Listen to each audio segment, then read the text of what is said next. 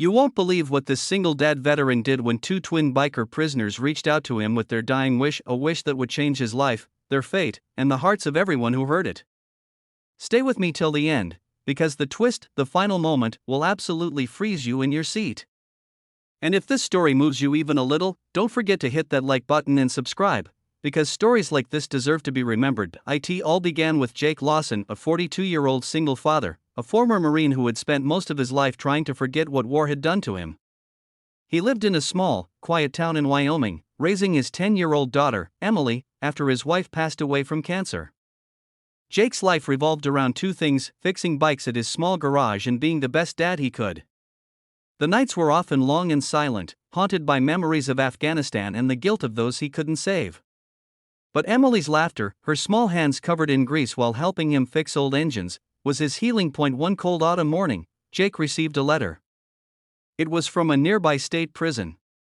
Inside was a neatly written note: "Dear Mr. Lawson, you don't know us, but we know of you. We are the Miller twins, Tom and Tony. We rode with the Iron Hawks before everything went wrong.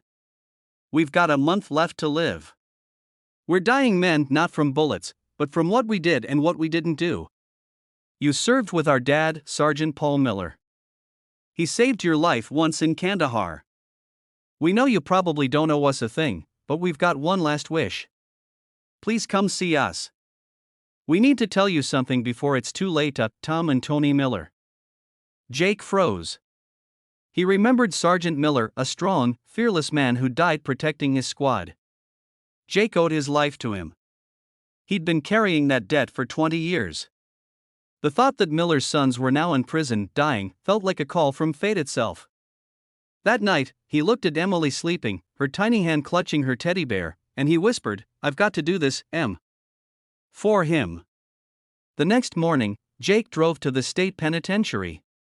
The guards led him through heavy metal doors to a small visiting room. There, behind the glass, sat two identical men, bald, tattooed, their eyes hollow but human. They looked up at Jake with a mixture of guilt and disbelief. "You came," one of them said, voice trembling. "Didn't think you would." Jake nodded. "Your father was a good man. He saved me. I owed him this much." The twins exchanged a glance before Tony spoke. "We've done terrible things, Jake. We've hurt people. We've lived angry. But we found out last month, cancer. Both of us. Doctor says we don't have much time. Before we go, we need to make something right." Tom leaned closer, his voice cracking. "Dad used to talk about you. Said if anything ever happened to him, he wanted to make sure you found peace. He said you'd never forgive yourself for the men you lost. He wanted you to know it wasn't your fault." Jake sat still. For years, that guilt had eaten him alive. He'd replayed that explosion 1,000 times, wondering if he could have done more. Hearing that from Miller's sons, it was like a dam breaking inside him. But then Tom added, "That's not our only reason. We've got one last wish." They told him about a little town their father always talked about, Miller Ridge, where he'd dreamed of building a biker home for veterans returning from war. "We can't build it now," Tony said, coughing, "but maybe you can. Call it Miller Haven. A place for lost soldiers, like you, to find their way home." Jake's hands shook. "That's a lot. I'm just one guy." "You're not," Tom said softly. "You've got a reason. You've got a little girl. Build it for her too, so she grows up seeing what good can come from pain." That night, Jake couldn't sleep. He thought of Sergeant Miller, of the twins' broken eyes, of Emily's laughter.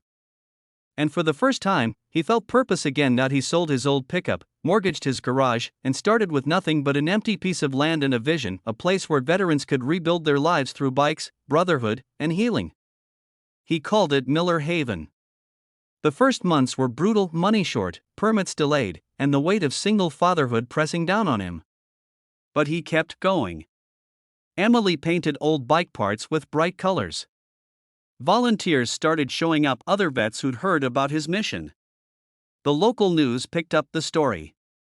Donations poured in. Then one day, Jake received another letter from the prison chaplain. Tom and Tony Miller passed peacefully last night. Before they went, they made us promise to send you this.